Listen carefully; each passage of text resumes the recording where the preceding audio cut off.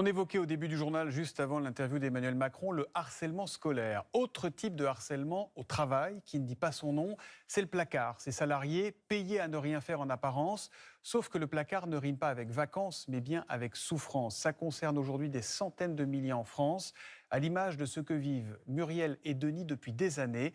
L'enfer du placard, c'est l'enquête du 20h et elle est signée Maëva Damois, Samuel Guibou et Nathalie Berthier. Ils sont deux, des visages invisibles de la souffrance au travail.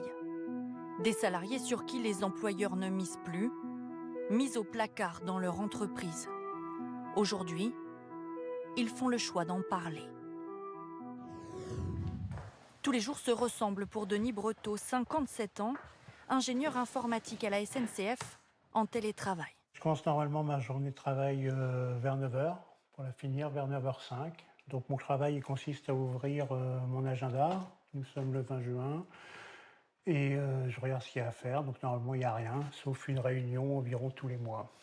Désœuvré, et cela fait bientôt 10 ans que ça dure. Un quotidien subi qu'il a filmé, ici en avril dernier. Aucun message non plus. Je dis bonjour à mon collègue de travail. J'ai bien une fiche de poste avec des activités qui seraient à remplir. Mais ce n'est ni ce qui me correspond et ni ce que je suis en mesure de faire. L'ingénieur est déclassé. Sa vie professionnelle bascule en 2013 lorsqu'il dénonce des appels d'offres truqués de son entreprise. Il est alors renvoyé, puis réintégré par décision de justice, mais exclu par sa direction. J'ai une nouvelle chef qui est arrivée en mai. L'ennui, c'est que ce n'est pas en mai de cette année, c'est en mai de l'année dernière. Et je ne l'ai ni vu ni entendu. Donc voilà. Et oui, j'ai envoyé des messages, mais on a dit qu'on allait se revoir à la rentrée, mais ça devait être à la rentrée 2022. Donc voilà, j'attends. Son seul rapport au travail, son salaire mensuel. 3147. Une somme confortable, mais qui l'isole encore un peu plus. Les gens ne comprennent pas ou considèrent que ce n'est pas du harcèlement, mais des vacances. Et ils ne voient pas la petite subtilité entre les deux. La souffrance. Oui, la souffrance qui est peut-être derrière. Oui. Il reste à Denis Breteau 10 ans à travailler. Quitter l'entreprise, il ne s'en sent pas capable. Plus formé depuis trop longtemps, il estime qu'il n'est plus employable ailleurs désormais. Nous avons contacté la SNCF, qui n'a pas souhaité faire de commentaires. En France, 200 000 salariés seraient placardisés selon un récent sondage. Coût estimé pour l'économie française au moins 10 milliards d'euros par an, dont de lourdes dépenses liées aux arrêts de travail répétés.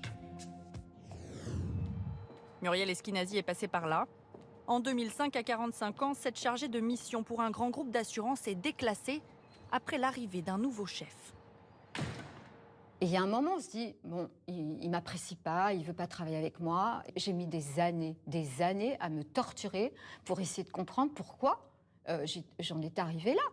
Parce qu'en fait, c'est ça la sournoiserie de ce process, c'est qu'en fait, on vous rend responsable de votre situation. C'est une aberration. Cette mère célibataire s'engage comme conseillère prud'homale pour aider d'autres personnes mises au placard. Aujourd'hui, avec le recul, son jugement est sans appel. Il faut fuir.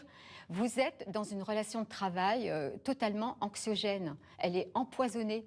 Donc, la décision de votre entreprise, elle est irréversible, elle est définitive. Démissionner, un conseil qu'elle donne mais qu'elle n'a pas pu appliquer.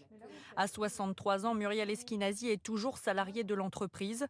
Elle espère aujourd'hui la résiliation judiciaire de son contrat de travail. Je veux un jugement. En fait, c'est ça. Je veux un jugement qui répare mon image. Mon image, elle a été détruite. Et c'est profondément abject. Donc, tant que je n'ai pas ce jugement qui va réparer mon image, je ne lâcherai pas mon combat. Les prud'hommes de Paris ont rejeté sa demande en décembre 2022. Muriel Esquinazi a fait appel de cette décision.